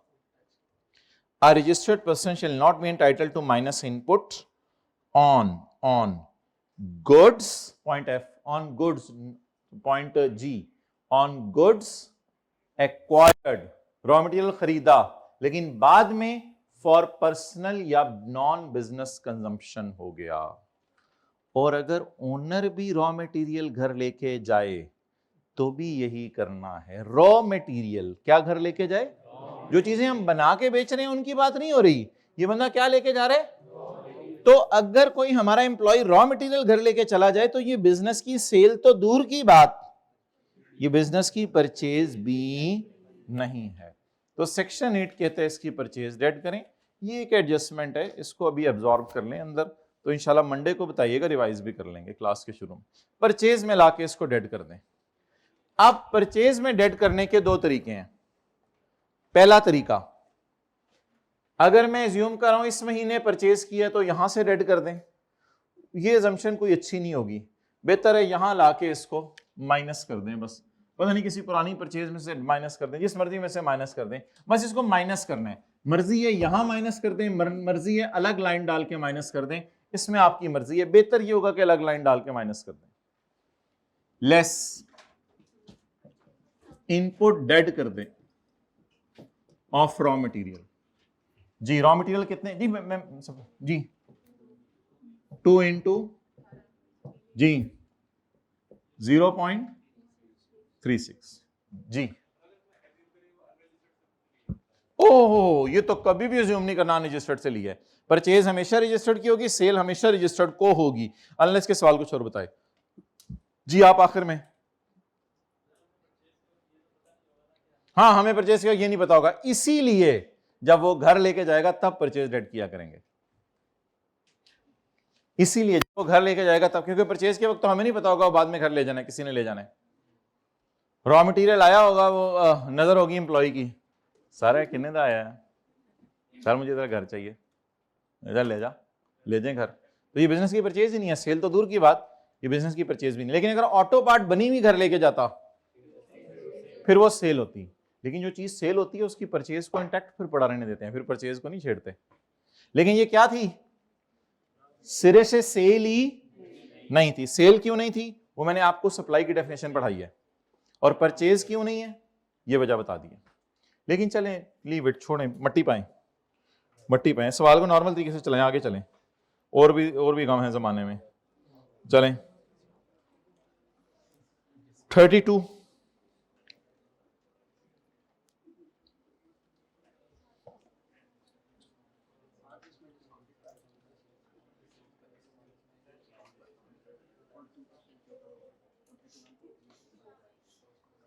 Goods of 32 million which was sold to pre traders at a credit term of 10 दिनों में दे दो तो 2% पैसे छोड़ देंगे, आम हालात में 30 दिनों में तो दे ही जाया करो। उसने 10 दिनों के अंदर अंदर पैसे दे दिए और डिस्काउंट अवेल कर लिया। अब मसला सारा ये है, ये फिगर, पहला तो सवाल ये है, ये फिगर हमारे न्यूमेरिकल में 100 पे जानी चाहिए या 98 पे, 2% डिस्काउंट है ना, 100 पे जानी चाहिए या 98 पे, और दूसरा सवाल है 3200 है या 98 है। अब ये दो सवाल अलग अलग हैं।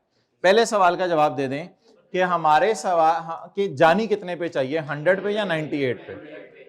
नहीं, कैश डिस्काउंट मैंने मना कर दिया माइनस करना। कैश डिस्काउंट हमने कहा था कि वो इनवॉइस पे नहीं मेंशन होते देते हुए, वो तो बाद में डिपेंड करता है अगला अवेल करे या ना करे। तो कैश डिस्काउंट एक क्लास में मैंने आपको बताया था, कैश डिस्काउंट से माइनस करने की इजाजत, तो कैश डिस्काउंट तो सिरे से माइनस करने की इजाजत नहीं है। तो इसलिए सेल लॉजिकली किस पे पड़ी होनी चाहिए, 100 के ऊपर। गुड्स ऑफ 32 से तो मुझे बिल्कुल नहीं लग रहा ये 98 है। गुड्स ऑफ 32 नहीं, कॉस्ट तो बिल्कुल नहीं होगी, फिर तो जीपी परसेंटेज देता और सेल निकलवाता। थोड़ी सी किसी के जहन में आया गुड्स ऑफ पढ़ के लफ्ज़ के ये कॉस्ट है, नहीं ये गुड्स ऑफ 3200 मतलब इन्हें 32 की बेचनी थी। तो नहीं, 118 पे तो वैसे ही नहीं फिगर्स पड़ी होती, क्योंकि सवाल में लिखा होता है all the figures are excluding sales tax, सारी फिगर्स 100 पे पड़ी होती हैं। अब मेरा ये सवाल है कि ये फिगर डिस्काउंट के बाद है या डिस्काउंट से पहले है, मेरा तो ये सवाल है। डिस्काउंट से पहले है। गुड्स ऑफ 32, ये नहीं लिखा हुआ कि गुड्स आफ्टर डिस्काउंट आर इतने या डिस्काउंटेड प्राइसेस इतने, इस तरह का कोई लफ्ज़ नहीं लिखा हुआ। तो ठीक है, ये पड़ी भी 100 पे होनी चाहिए थी, पड़ी भी 100 पे है, इसको शो कर दें, बस माइनस करके दोबारा ऐड कर दें। तो लिखें 2% डिस्काउंट माइनस नहीं होना चाहिए था, सॉरी 2% डिस्काउंट माइनस नहीं होता, मैं ये लिख लें 2% डिस्काउंट माइनस नहीं होता। और अल्लाह का शुक्र है फिगर भी लिखें, और शुक्र है फिगर भी 100% पे ही है। 2% डिस्काउंट माइनस नहीं होता, ये रूल लिखें। 2% cash discount, sorry 2% cash discount minus नहीं होता, 2% कैश डिस्काउंट माइनस नहीं होता। और इस फिक्रे के साथ लिखें लफ्ज रूल, यानी ये रूल है 2% कैश डिस्काउंट माइनस नहीं होता, और इस फिक्रे के साथ लफ्ज लिखें ये रूल है। अब नीचे सवाल के एतबार से बात लिख लें, 32 ऑलरेडी 100% पे पड़ा है, तो ये तो वैसे भी 98 पे नहीं है, गुड्स ऑफ का लफ्ज लिखा हुआ था। चलें करें माइनस 32, जी बोलें। डिस्काउंट नहीं, मतलब बस गुड्स सोल्ड टू पे ट्रेडर्स 32। चलें आगे, जी बोले ना, पूछें।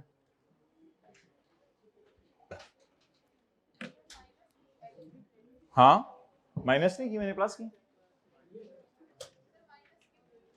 मतलब शो करने के लिए, जैसे ये 4 भी माइनस करके शो किया, अलग से दिखाने के, पड़ी रहने देते, लेकिन अब आई कैप शो कर रहे हैं इस तरह बात, सारी चीजें साथ साथ। डिस्काउंट इसलिए अवेल नहीं किया कि ये कैश डिस्काउंट है, हमने ट्रेड डिस्काउंट कहा था माइनस करने की इजाजत है। हमने ट्रेड डिस्काउंट माइनस करने की 2 शराइत पड़ी थी। ट्रेड डिस्काउंट होता है नॉर्मल बिजनेस प्रैक्टिसेस के मुताबिक और इनवॉइस पे लिखा हो। कैश डिस्काउंट तो वैसे ही इनवॉइस पे नहीं लिखा होता। कैश डिस्काउंट के बारे में ये लिखा होता है कि भाई ये चीज ले जाएं आप, ये चीज 200 रुपए की है, अगर आप 10 दिनों में पैसे ले आए तो आपको 200 में से कुछ छोड़ देंगे। तो वो तो पता भी नहीं होता दुकानदार को अगले ने डिस्काउंट लेने आना है या नहीं। लेकिन जनरल रूल प्लीज कहीं लिख लें, ट्रेड डिस्काउंटेड माइनस करने हैं और कैश डिस्काउंट्स माइनस नहीं करने हैं। तो अनडिस्काउंटेड प्राइस है 32, इसी को यूज करें। माइनस करके ऐड जरूर किया करें ताकि उससे पता चले कि आपने उसकी दी हुई एडजस्टमेंट को जरा वेटेज दी है। क्या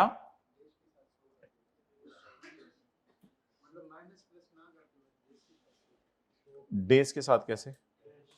अच्छा डेज के साथ नहीं नहीं नहीं नहीं नहीं नहीं फिर तो मतलब ये हमारी सेल है, हम जेन्युइन सेल है, डालें 32 पे। लो जी, कितना खूबसूरत सवाल है। आज के सवाल में साथ ही सेल टू कॉटेज इंडस्ट्री भी आ गई। परचेज भी आई थी कॉटेज इंडस्ट्री से, सेल टू कॉटेज इंडस्ट्री को आपने 18% में डालना है। Taxable goods to unregistered person include 16 million provided to cottage industry. और कल हमने शायद पता नहीं कॉटेज इंडस्ट्री इन बेला या पता नहीं क्या पढ़ा था कल, तो निकालें जी। कितना अनरजिस्टर्ड में पढ़ी है, ये मजे की रिक्लासिफिकेशन है। ये आप शौक से करेंगे, किधर से निकाल के इधर क्लासिफाई करें। -16 sale to unregistered person which is a cottage industry 16 जी। फेस के ऊपर मैंने कहा था ये डाल दिया करें कि इस पे फर्दर टैक्स नहीं लगना।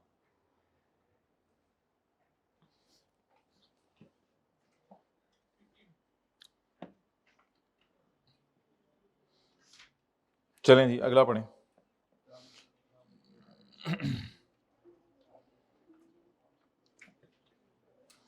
Raw material of 25 million were destroyed due to a fire incident at factory store.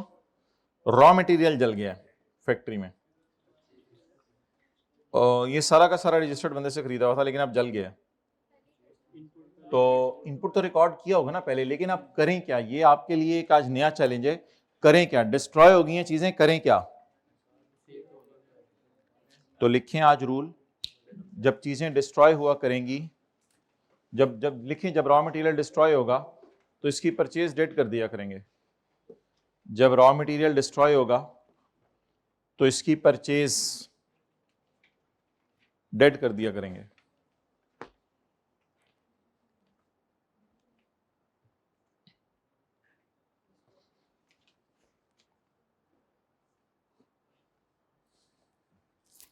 वजह बताएं। असल में ना वैसे ये लॉ मेकर की थोड़ी कंजूसी है। लॉ मेकर को चाहिए था कि इसकी परचेज जो है रिकॉर्ड करने देता, क्योंकि अब हमारा एक तो नुकसान हो गया ना, हम क्या करें। लेकिन वो कह रहे हैं क्योंकि ये रॉ मटेरियल जल गया है, तो ये टायर अगर आपने जनरल टायर से खरीदे थे गाड़ी के लिए तो ये तो आपका रॉ मटेरियल था। अब रॉ मटेरियल आपका जल गया है, किसी गाड़ी में तो आपने लगाना नहीं, बल्कि आपने बच्चों को बुलाना है कि राख से खेलो इसकी। बच्चे आएंगे फूके मार मार के एक दूसरे पे राख फेंकेंगे, तो कहते हैं ये रॉ मटेरियल तो इसी काम आना है। तो आने वाले दिनों में हम पढ़ेंगे कि अगर चीज डिस्ट्रॉय होगी है तो उसकी इनपुट भी रिकॉर्ड करने की इजाजत। अब ये कभी ना कभी तो परचेज में गया होगा, जब वो हमारे महीने खरीदा हुआ तो हमारे महीने गया होगा, नहीं तो ऐसी एडजस्टमेंट्स को सेफ एंड पे रहते हुए हम इधर से माइनस नहीं किया करेंगे, इधर से हम अलग लाइन डाल के ऐसी एडजस्टमेंट्स को माइनस किया करेंगे। जब कभी ये टायर जनरल टायर से मैंने गुड फेथ में खरीदे थे, जब मुझे ख्वाब आया था कि ये टायर लगेंगे गाड़ी में, गाड़ियां चलेंगी, गाड़ियां बिकेंगी, तो उस वक्त तो मैंने इस टायर को परचेज में डाला होगा। लेकिन चंद दिनों बाद आया तो मुझे उन टायर्स की क्या मिली? राख मिली। तो हो सकता है पिछले महीने या उससे पिछले महीने मैंने इनको किस में डाला हो? परचेज में। लेकिन आज जलने पे सेल में डाल दें, चपेड़ सेल में डाल दें, आज जलने पे परचेज से निकाल दें। सॉरी,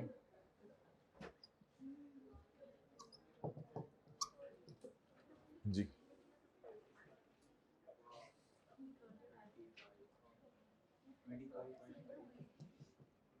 जी 4.5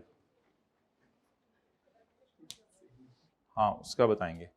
फिनिश गुड्स में कई दफा इंश्योरेंस क्लेम मिलता है, तो वो मैं आपको फिर बताऊंगा। ओके चलें आगे।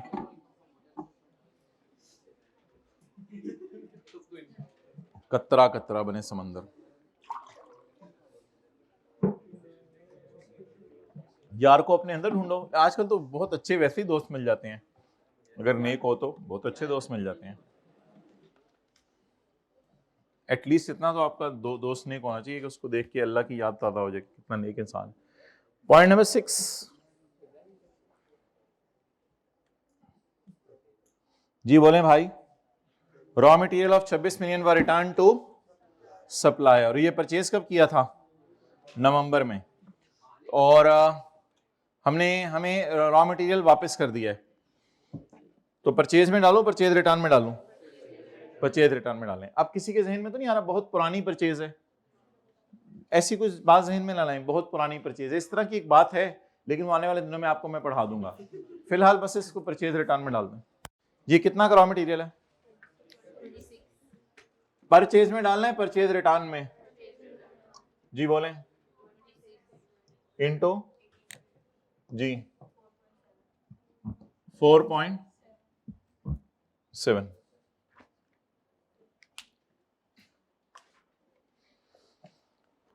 आगे पढ़ें।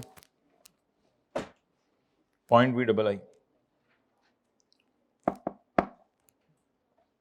ओ, इनवॉइस बनाते हुए गलती हो गई, क्या करें जल्दी बताएं। इनवॉइस बनाते हुए गलती हो गई।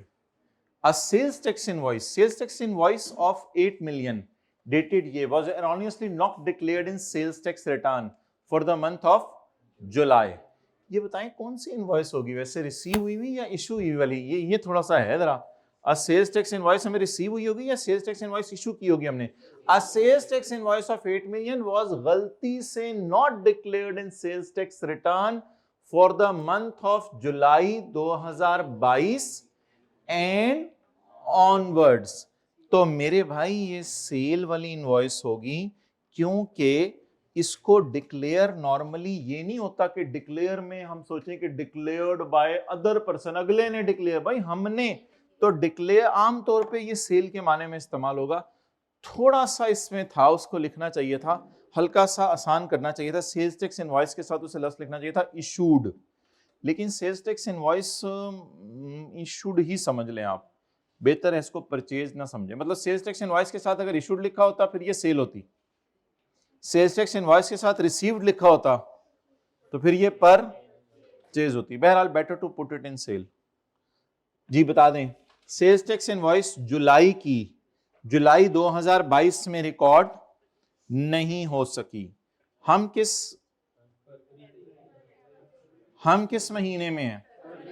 फरवरी के अंदर। हम किस महीने में हैं? फरवरी के अंदर।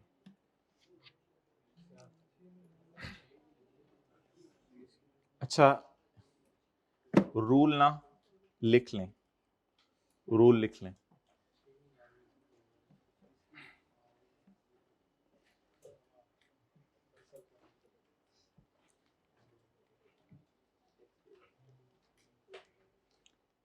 सेल रिटर्न, परचेज रिटर्न और प्राइस इंक्रीज डिक्रीज।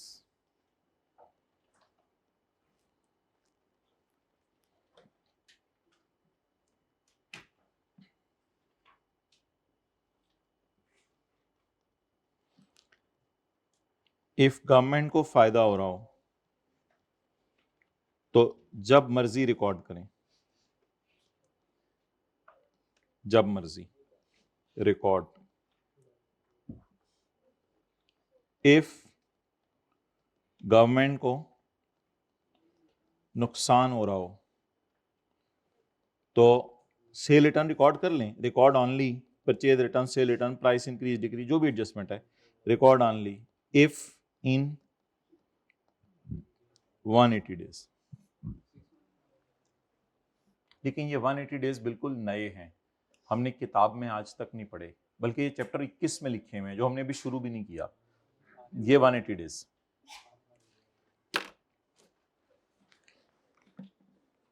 चले, अब जरा तसल्ली से बात सुनिएगा। सेल रिटर्न भी होती हैं हमारे बिजनेस में, अगर कस्टमर चीजें वापस करें, अगर हम चीजें वापस करें तो, और सेल का बिल भी गलत बन जाता है, परचेज का बिल भी गलत बन जाता है, तो किसी और वजह से भी सेल प्राइस इंक्रीज डिक्रीज होती है। अगर ये इवेंट्स जो मैंने सर्कल में डाले हैं इनसे गवर्नमेंट को फायदा हो, तो ये इवेंट्स कितने दिनों में हो सकते हैं? जब मर्जी रिकॉर्ड करें। एक मिसाल सुने, मैंने पिछले साल जनवरी में सेल रिकॉर्ड करना भूल गया या सेल प्राइस रिकॉर्ड नहीं की। भूली हुई सेल जब मर्जी रिकॉर्ड कर लूं, कोई मसला ही नहीं। भूली हुई परचेज के बारे में तो रूल अलग है, भूली हुई सेल जब मर्जी रिकॉर्ड कर लूं। वाई? क्योंकि गवर्नमेंट को इससे क्या होना है? फायदा होना है। गवर्नमेंट को क्या होना है? फायदा होना है। तो ये 4 रूल हैं, इंशाल्लाह आने वाले दिनों में अच्छे तरीके से रिवाइज होने हैं। फिलहाल मैंने आपको परचेज रिटर्न गोल करवा दिया था, क्योंकि परचेज रिटर्न नवंबर की है। अगर कोई सोच सकता है तो थोड़ा सा मेरे साथ सोच ले, ताकि इसको एक बात समझ आ जाए। परचेज रिटर्न नवंबर की है और हम खड़े हैं फरवरी में, तो अभी तो वैसे ही 180 दिन नहीं गुजरे। नवंबर, दिसंबर, जनवरी, फरवरी, अभी तो वैसे ही 180 दिन नहीं गुजरे। तो इसलिए इस एडजस्टमेंट को तो लिफ्ट ही ना कराया करें, इसमें तो दिन गिनने की जरूरत नहीं। मसला तब होगा जब हमें क्या फीलिंग आ रही होगी, 180 दिन गुजर गए हैं। चलें फ्रेश माइंड के साथ ना, पॉइंट नंबर 9 में, पॉइंट नंबर जो है VI भी आपको रिवाइज करा दूंगा मंडे को। अभी मुझे VII बता दें, भूली हुई सेल है मेरी, या मेरी सेल्स टैक्स इनवॉइस गलती से मैंने रिकॉर्ड ही नहीं की अपनी सेल्स टैक्स रिटर्न में, तो अब मुझे बताएं ये जुलाई की बात है और फरवरी में है। प्लीज दिन ना गिनिएगा, जुलाई 12 के 180 दिन जनवरी में एग्जैक्ट पूरे हो गए होंगे। मत गिनने बैठिएगा, क्योंकि 15 जुलाई से जम मारे 15 जनवरी को, और 15 जनवरी के 2-3 दिन पीछे लाएं तो तकरीबन 10-11 जनवरी 12 जनवरी को 180 दिन पूरे हो गए हैं। लेकिन सेल बढ़ रही है, सेल प्राइस बढ़ रही है, यानी सेल 0 से बड़ी पे लेके जानी है। तो सेल प्राइस बढ़ने से गवर्नमेंट को, इसलिए ये एडजस्टमेंट जब मर्जी कर लें। अच्छा, हमारे मोटे मोटे रूल 3 ही हैं वैसे।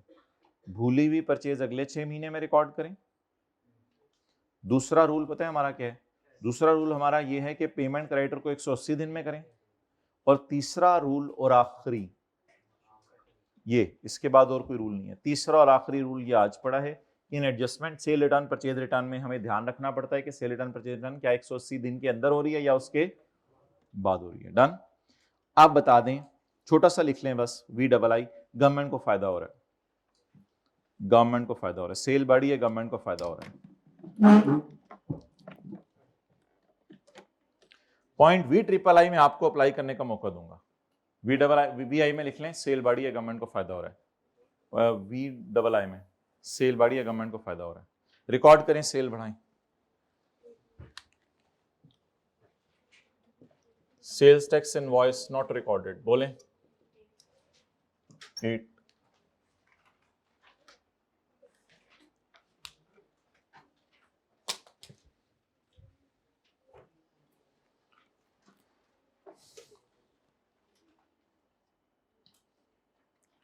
ये एडजस्टमेंट मैं चाह रहा हूं आप इस पे अकल लगाएं अपनी, VII और ये रूल लगाएं, क्योंकि और तो आगे सवाल में कुछ रह नहीं गया, टाइम भी अभी पड़ा है। Taxable goods of 19 million were return by customer, were return, तो सेल रिटर्न परचेज रिटर्न, सबर कर दें, सेल रिटर्न ना बोला करें, बोले से सेल कम हो रही है। सेल बढ़ेगी तो गवर्नमेंट को है फायदा होगा ना, सेल बढ़ती जाएगी, आउटपुट बढ़ेगा, गवर्नमेंट तो खुश होगी। सेल बढ़ेगी तो गवर्नमेंट को, सेल कम होगी तो गवर्नमेंट को नुकसान होगा। तो लिखें, सेल कम होने से गवर्नमेंट को नुकसान होगा। खूबसूरत सा करके लिखिएगा, सेल कम होने से गवर्नमेंट को नुकसान होगा।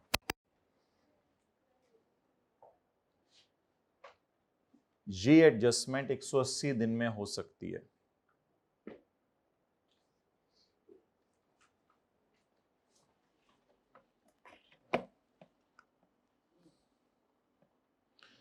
ये एडजस्टमेंट 180 दिन में हो सकती है। आप बताएं भाई, 180 दिन तो गुजर गए, कैसे? जुलाई 2022, जुलाई 2022। अच्छा वैसे क्या कहते हैं, मैं 31 जुलाई की डेट एज्यूम कर लेता हूं,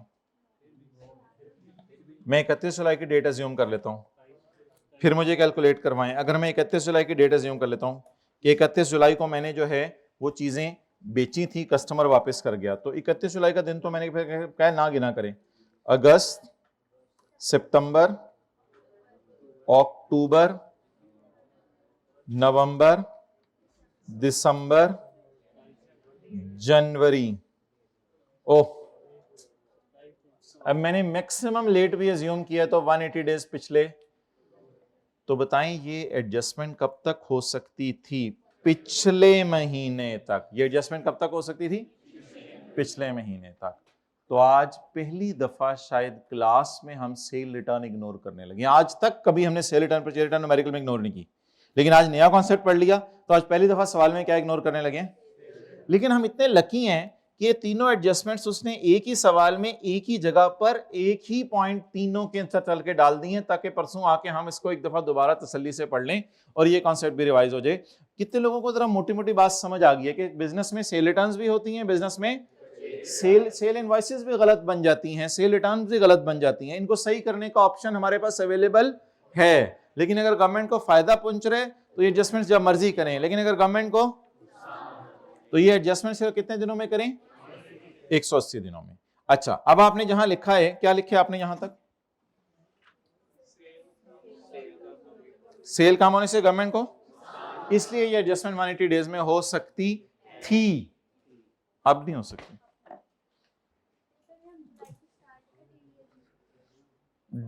देखें, ऐसी एडजस्टमेंट में आप जुलाई का स्टार्ट एज्यूम करें या एंड एज्यूम करें, जवाब एक ही आना है, क्योंकि सवाल बनाने वाले ने सवाल बनाया ही इसी तरीके से होता है कि आप जैसे मर्जी चलें, जवाब आपका वही आए।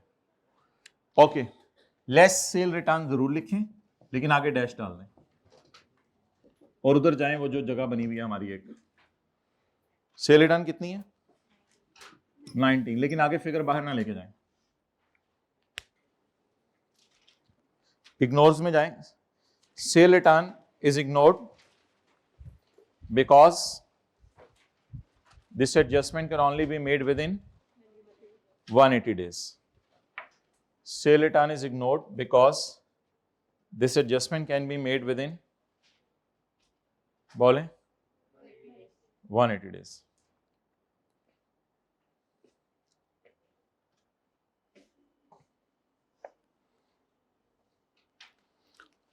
बिजली का बिल इनपुट में डालना, बिजली का बिल इनपुट कितना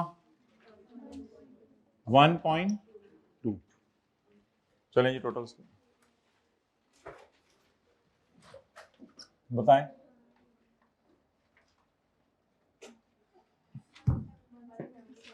$177। अब आपने मुझे दो बातें याद करानी है उस दिन आके, ये तीन एडजस्टमेंट्स एक दफा पढ़ेंगे और साथ वो जो ऑटो पार्ट्स की जगह रॉ मटेरियल वो घर लेके चला गया था 230, इसका नहीं, इसका रहने दें, इसका सब टोटल रहने दें, 40 - 16 ग्रैंड टोटल बता दें 261। 18% तो साथ साथ तो नहीं लगाते ना, 18% तो 1.2 तो इनपुट नहीं है। ओ मैंने समझा इनपुट है, ओहो नहीं, ये तो इनपुट नहीं है, बिजली का आमतौर पे इनपुट ही दिया होता है। 2.1 इंटू, लगाएं लगाएं बिल्कुल लगाएं, 1.2 बिल्कुल लगाएं, बिल्कुल लगाएं 1.2। आमतौर पे बिजली के बिलों में साथ इनपुट लिखा होता था 0.216 22, चलिए ठीक है 0.22 कर लो, 0.22 नीचे लिखा मैं सवाल के, all figures are excluding sales tax. चलें जी, ग्रैंड टोटल इसका भी बता दें। हाँ जी, इस पे 18% लगाए ना पहले, 338 इंटू 18%। एग्जैक्ट 59.8 और भी तो पॉइंट यूज किए ना, खैर है। क्या 54।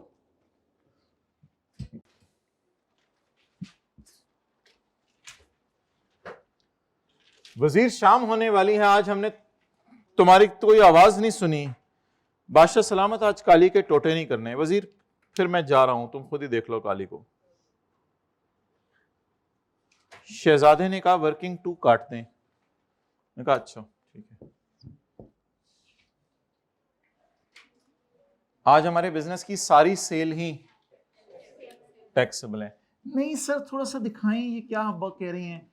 ये 261 को इधर लाएं, इधर टैक्सेबल लिखें, इधर 00 लिखें, एग्जेम्प्ट। अच्छा अच्छा अच्छा, ये कह रहे थे आप। आज हमारी सारी सेल ही टैक्सेबल है। हाँ जी चले आउटपुट। नहीं सर आदत पड़ी हुई है वो लाल के अंदर ऐसे देखने की। ना करें ना, ऐसे ना करें ना।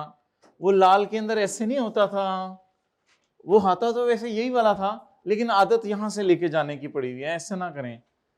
261 इंटू 18% 0.98 48 ही बनेगा फिर। अच्छा 47 ओके। इसके बाद हम इनपुट उठाते होते थे यहां से, ये इसका ये टोटे होके इधर आ जाता था ये वाला। इधर दिखाएं ना, ऐसे ना करें ना। ये लेके जा रहे हैं आप फेस पे, ये तो नहीं कभी लेके गए थे फेस पे। दिखाएं ना, ये यहां आता था। दिखाएं ना, यहां आता था। तो चाचे के घर आए ना, दिखाएं ना यहां। Less input lower of actual 51.54 plus brought forward 27 78 point या 90% ऑफ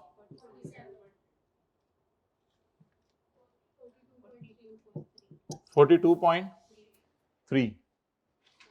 सीआर वाले बच्चे बाहर खड़े हुए हैं, उन्हीं को क्वेश्चन 17 पढ़ें। उनको IFRS 15 का ना क्वेश्चन 17 पढ़ें। जी लोअर मतलब काम लगा के रखा करें उन लोगों को, फ्री में छोड़ा करें। जो आपके हल्का हवाब में है ना, उनको तो कम से कम काम लगा के रखा करें ना। 42.3 कैरी फॉरवर्ड।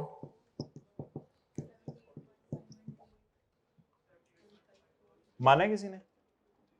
माना है किसी ने? किताब खोली किसी ने आपके सामने? मैं भी देखूंगा जाके। 70 माइनस, आप देखें लेवल होगा ना उन बच्चों का जो पढ़ के आए होंगे, वो पहले से ही तैयार होंगे, वो आधा सवाल कर लेंगे। मतलब समझ गए ना जो आएंगे अब। और जिन्होंने खोली नहीं होगी वो एनजी बंदा भेज जाती है, पता नहीं क्यों बंदा भेज जाती। 36.24। अच्छा जी 4.7 add 4% further tax on sale to unregistered 24 into 4% 0.96। अच्छा एक ना मैंने आपको बताई है चीजें कि 2 चीजें अगर इधर आए ना तो उनको फेस पे लाइएगा। सेल टू कॉटेज और सेल टू एंड कंज्यूमर अगर इधर आई तो उनको दोबारा इधर दिखाइएगा कि मैं इन पे फर्दर टैक्स नहीं लगा रहा। इसकी आदत आहिस्ता आहिस्ता पड़ेगी क्योंकि ये नई चीज आई है। जरा सेल टू रख लें, रजिस्टर रख लें। सेल टू कॉटेज इंडस्ट्री और ब्रैकेट में लिख के नो फर्दर टैक्स। इस पे कोई फर्दर टैक्स नहीं लगेगा जी। टोटल करा दें 5.66। चलें और क्या पसंद करेंगे? चाय मंगवा दें।